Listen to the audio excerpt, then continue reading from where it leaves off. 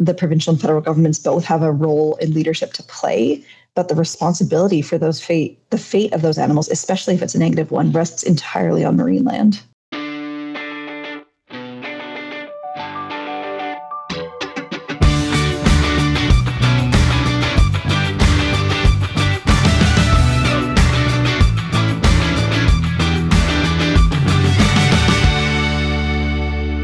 Closer look on this Monday, the 6th day of October. What a great weekend. It was a good weekend for you. Nothing beats October. October baseball, there's nothing like it. I have to give your Jays credit. I mean, the first game, they wiped them out, and then I thought, okay, the Yankees are going to make a statement game 2. And then That's what I thought, too. It was worse, game 2. It was just an absolute blowout. Unbelievable. I'm not watching too close to Jays games. So what is it just – they just everybody hitting the ball or what's Everybody's hitting the ball. Pitching's been solid. I mean, Trey Savage that kid yesterday. Wow. 22 years old, started the season in A-ball. Yes. He's pitched 3 games in the bigs. That's baseball, right? Every October, there's someone who comes out of nowhere, especially a pitcher. They come out of nowhere. I remember when David Price years ago made his. Remember he came up with Tampa Bay and he became their closer for those playoffs and just knocked everybody out. That's the great thing about October. There's nothing like October baseball. Nothing. People say baseball is boring, but it's so intense watching a playoff game in baseball. I don't know how people could say that. Your Tigers? My Tigers, they I don't want to use the word stole. They earned a win in game 1, big, and then yesterday they couldn't quite finish it off and didn't make it happen. But they're going home now with home field advantage. 2 out of 3 series now. Yes. Two at Comerica. I'm looking at tickets for the potential ALCS Tigers Jays. That would be the dream come true. Costly? Very costly. Very costly. Well, if I made your money. Yes. Oh, you're funny. That's just lunch money to you, eh? Yes. I'm going to take everybody. I'm taking the whole staff. We're all going. We're hopping on the Village PJ and we're going to Detroit. Yes. Speaking of money, I think I'm also going to help pay for feeding the whales at Marineland. $2 million a month? That's insane. That is crazy. I read that and I thought that can't be right. Typo. That's what I thought. So apparently that's one thing we're going to talk about today. $2 million a month to feed these 30 and care for these 30 beluga whales at this now shuttered Marineland. Remember Marineland, the commercials? Everybody loves Marineland. It was on all summer. Yeah. The commercial. Yeah. But not many people are loving Marineland these days. They've been closed down. They've been the subject of hundreds of visits from animal welfare officials for the province.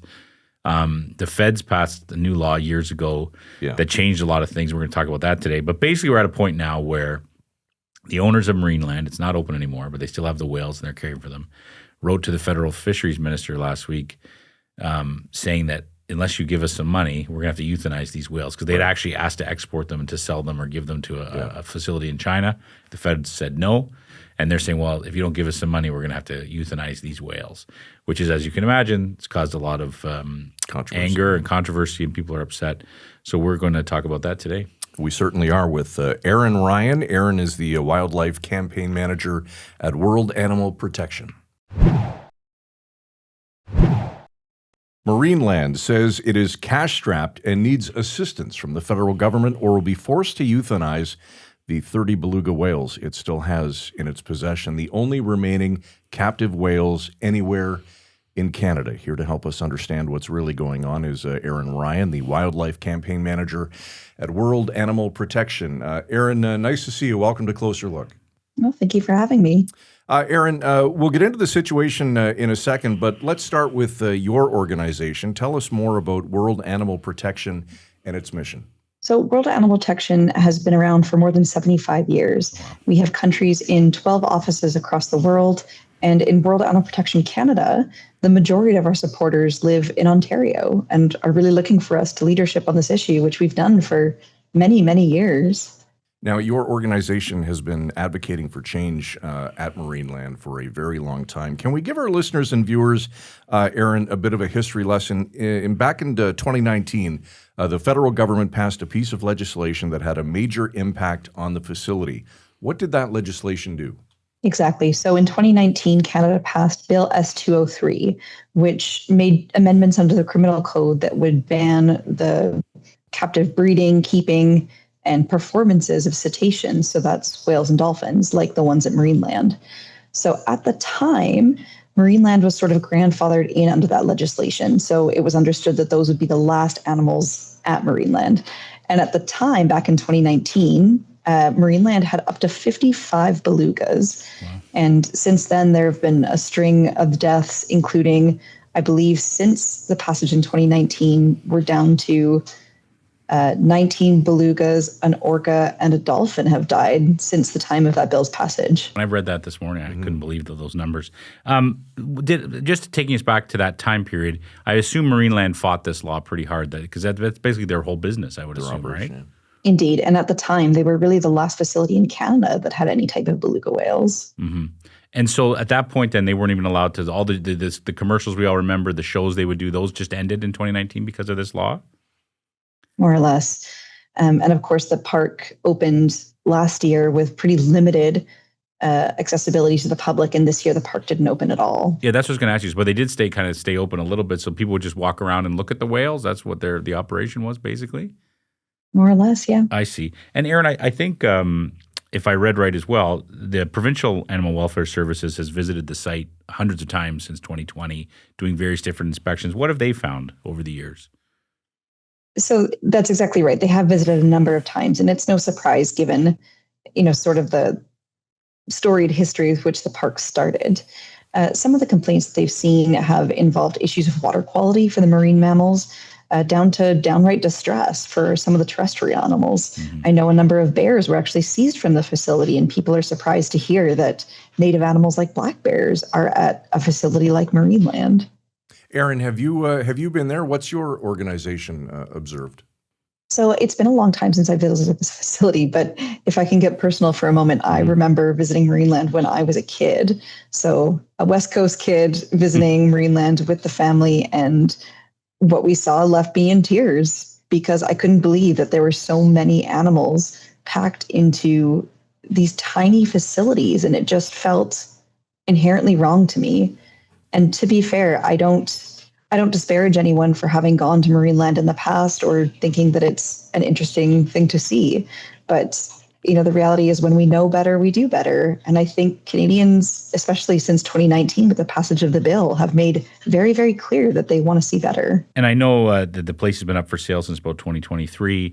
And the big sort of stumbling block is what to do with the whales that were there. Now, we just want to make sure we explain this right to our listeners and our viewers. The facility asked for the federal government's permission to export these whales to a facility in China. Is that accurate? Yes. So under this bill that was passed, they would need permission from the federal ministries in order to do that. And what has now happened is that Marineland has applied for an export permit to export all the remaining whales to a facility in China. And the federal fisheries minister has denied that export permit, which I think is an incredible move and just really in solidarity with what Canadians have said they expect.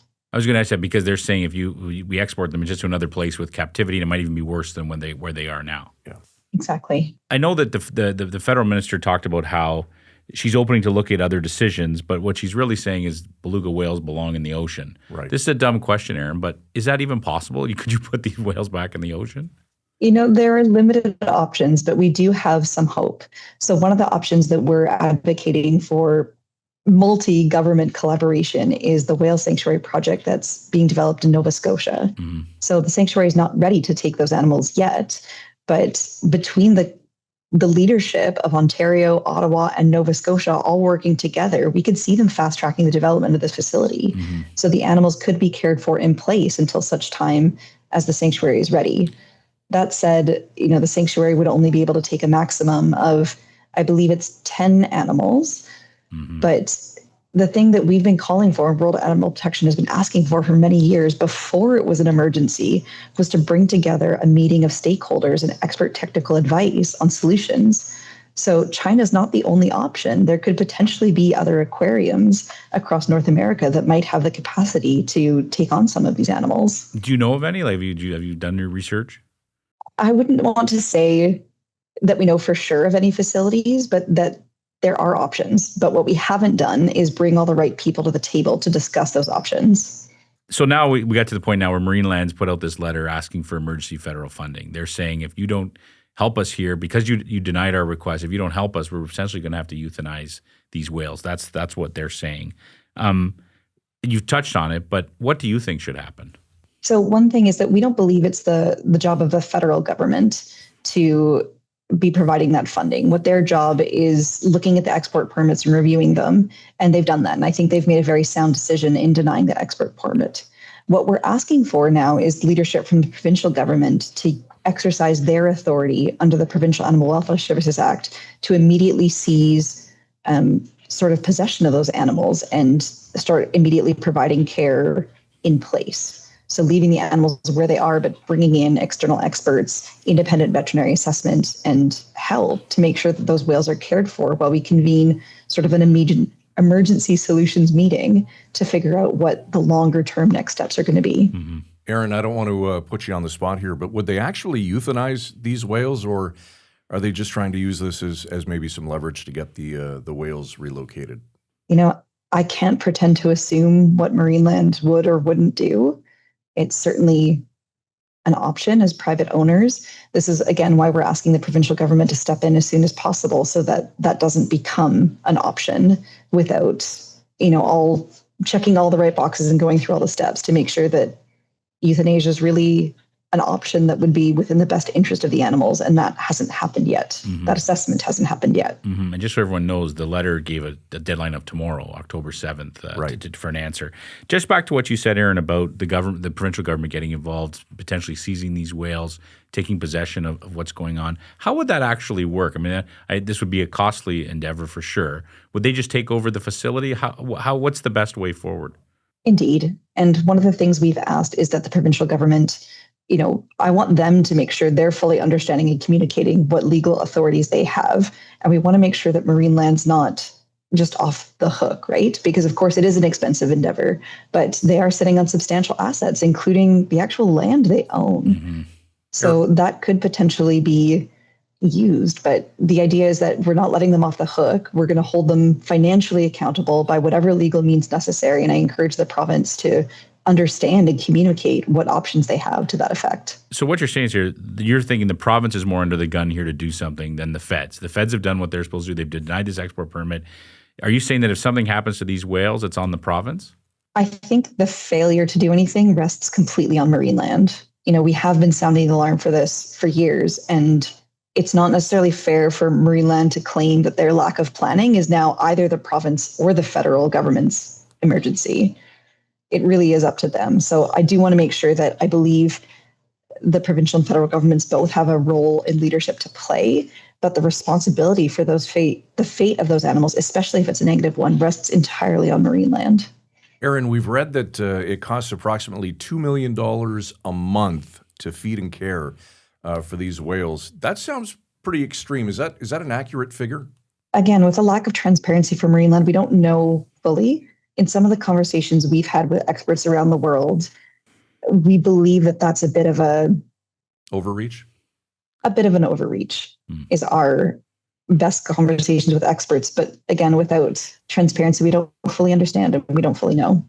It's definitely an urgent situation, though, right? Like you said, it's been going on for years, but this is a pretty urgent moment where we have this park, at least in what they're saying publicly, that we're going to euthanize these animals if we don't get money by this week. Maybe it's an unfair question, Aaron, but how nervous are you about what's going to happen this week? It's hard. It's been a lot of moving pieces, even in the last couple of days. We're seeing new news every day, and we're getting no two-way communication with Marineland, and that's been a problem for a number of years. So on the one hand, I'm nervous about the fate of the animals. On the other hand, I am optimistic about the leadership the federal and provincial governments are trying to show and the concern that they're trying to show. Of course, we know that Marineland is just a symptom of the larger issue of roadside zoos and a lack of captive wildlife legislation in Ontario. Mm-hmm. Do you think it's helpful that whenever I hear Premier Doug Ford talk about this issue, he seems very sympathetic that he's concerned about these whales? He seems to have a sympathetic stance on things. Do you think that will be helpful in the long run as we see what plays out this week? I do. It's certainly helpful when we see people in positions of authority that do care about animals. And I do see that genuine care and concern reflected in some of the statements that Premier Ford has made to the media. And it also brings me hope that, he'd be the type of person willing to take on leadership in finding a solution and not simply exporting the problem without a full due process of what could and should be done. All right, Erin, before we let you go, anything that we didn't touch on tonight that you'd like to bring up?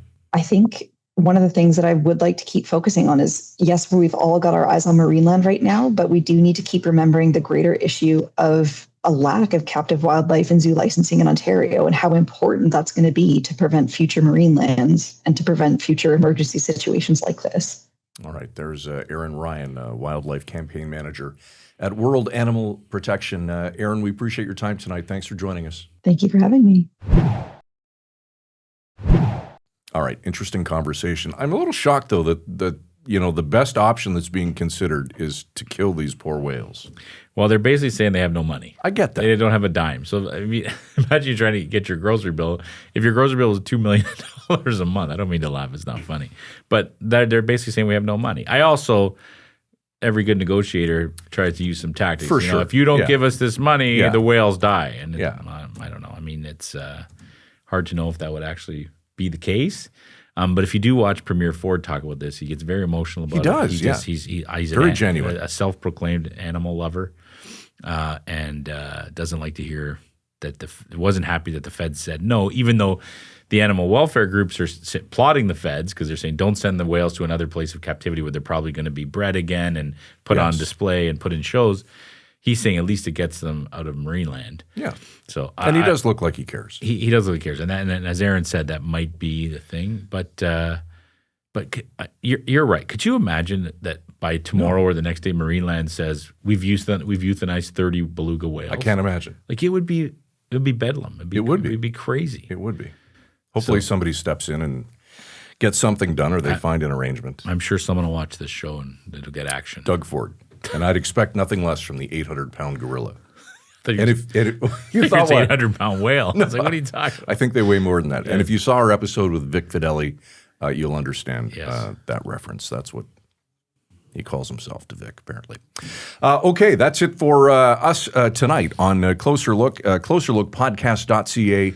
And, of course, if you have any questions about the program, we'd love to hear from you. Closer Look at villagemedia.ca. For Michael Friscolanti, our editor-in-chief here at Village Media, I'm Scott Sexsmith. Thanks for watching. We'll see you tomorrow night at 7 right here on Closer Look. Frisco and Scott's Wardrobe provided in part by Moores, Sault Ste. Marie.